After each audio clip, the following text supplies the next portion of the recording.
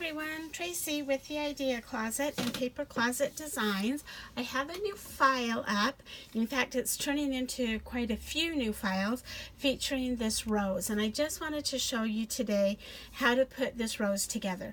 But while we're doing it, let me kind of show you the new card set that I have. It's actually one card, and I have 3 sentiments that you can print with it. There's the thinking of you, sending love and sympathy.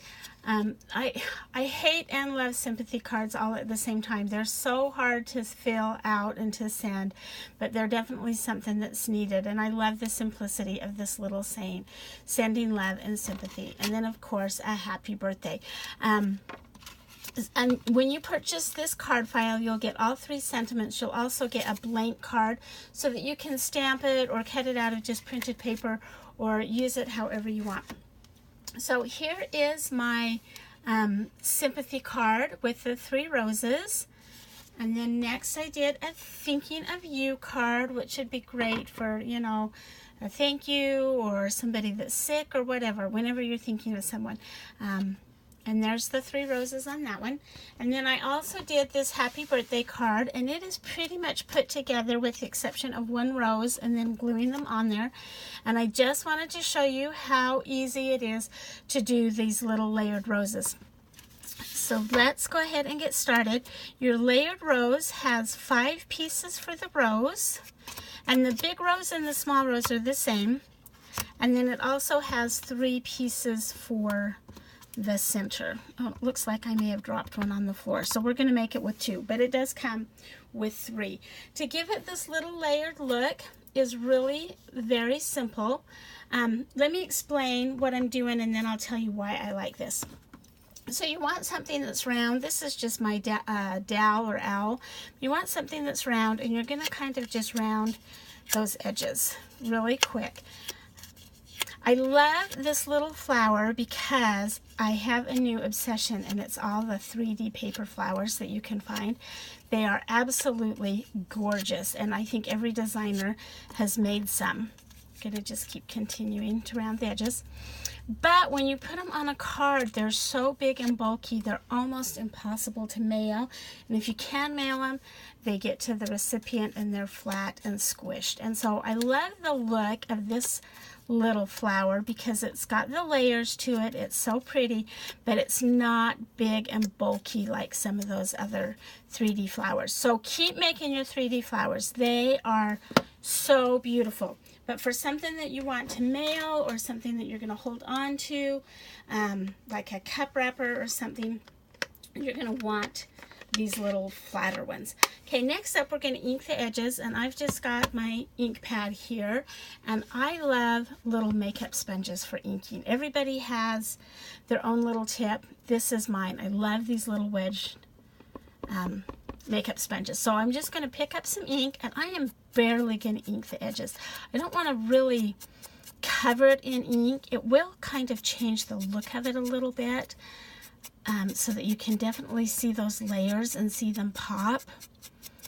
But you don't want to change the color of your flower.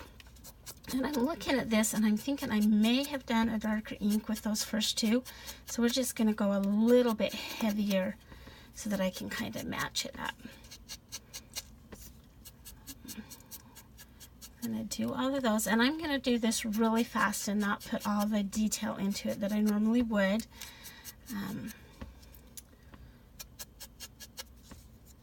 Just so that I can show you how. You didn't come to watch a video to watch me ink something up. You want to see how to actually assemble the flower. Yeah, if I were going to do this again, I would definitely do it with a little bit darker ink and a little bit heavier inking on the edge. And I probably should have put a scrap paper down underneath me. I do love these wedges. I absolutely love them. They're my favorite thing. But after you use them for a while, they start to kind of pull apart a little bit. And that's okay because they're cheap and you throw them away. I mean, you can buy a package of these for, I don't know, I think there's like 50 in a package, and they're like $1.99. So that is my go-to tool. Okay, we're going to move that up. And then we're going to take my favorite glue, the tacky glue, Scotch Create. And we're just going to start layering these. I want to make sure I'm right in the middle of the camera. Let's put a little dot. And you want to make sure that the circles are not all lined up, so that you have the edge right here and then you have another edge down here, if that makes sense. You don't want them all perfectly lined up, or you're not going to be able to see all the pretty layers on this card. And turn it a little bit.